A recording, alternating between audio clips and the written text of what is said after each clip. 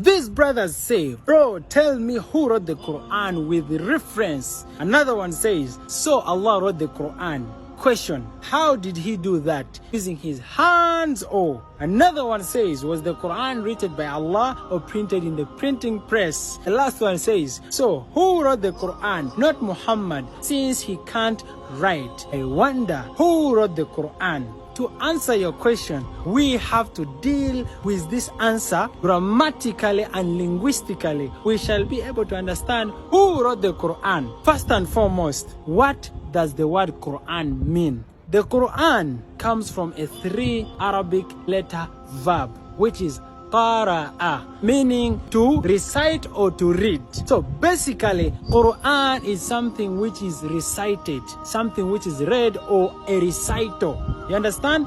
And another important word we have to define also is the word book, because it has to do with writing. The word book in Arabic is called kitab, coming also from a 3-letter verb, kataba, meaning to document something or to write something. So kitab is something which is written. Let's look at these verses. Allah says in the Quran, Innahu la Quranun Karim. Indeed, it is the noble Quran. Fi kitabin maknoon. In a well-preserved book. La yamassuhu illa mutahharun. Nobody touches it except the purified. Am I purified? Those people who burn the Quran, are they purified? Is this the real Quran? And the last verse says, Tanzilum min Rabbil Alameen. It is a revelation from the Lord of the worlds. Now let's start breaking down these verses. The first verse said, this is the Quran, the noble one. Fi kitabin maknoon, in a well-preserved book. Is the book that the Quran written in with us here, or it is with Allah? We Muslims believe it is with Allah. And linguistically, we are going to prove that that book is not with us. What we have here is a revelation of what is in that book. Now, that revelation is called a recital. How do we know? When the angel came to the Prophet Muhammad, what did it tell him? It said, Iqra, you read. He said, Ma ana biqari, I do not know how to read. And this went on 3 times until the angel said, Iqra bismi rabbika alladhi khalaq. Read in the name of your Lord, one that created. So, qara'a or iqra can mean to read or recite. But the Prophet didn't know how to read. So it means we are only left with one option. The angel was telling him to recite. So whatever he recited became the Quran. So basically the Quran is something which is recited. Now let's go to the second verse, which says, Fi kitabin maknoon. It is in a well-documented book. It is in a well-preserved book. Book in Arabic, coming from the verb kataba, means to write. Where is the writing happening? It is happening with Allah. That's why Allah said, Fi kitabin maknoon, la yamassuhu illa mutahharun. In a preserved book, nobody touches it except the purified. Those are the angels.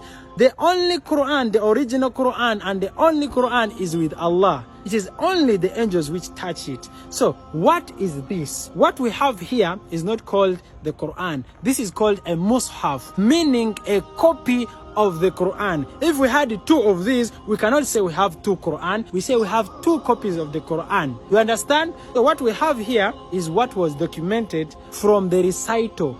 During the Prophet's time, there was nothing like the book, like a book, a physical book, no. But whatever he recited, whatever his companions memorized was documented down. Then it became to be called what is called a mushaf, a copy of the Quran. So how do we know that the recital we have here is just something which has to do with speech, and what is with Allah is something which has to be done with writing? We already saw the root word of those things. Whenever Allah speaks about the Quran, which is the speech, He speaks as if it is with us. You know, in English and Arabic, they are demonstrative pronouns to show something which is near and something which is far. If I say this book, it means the book is with me.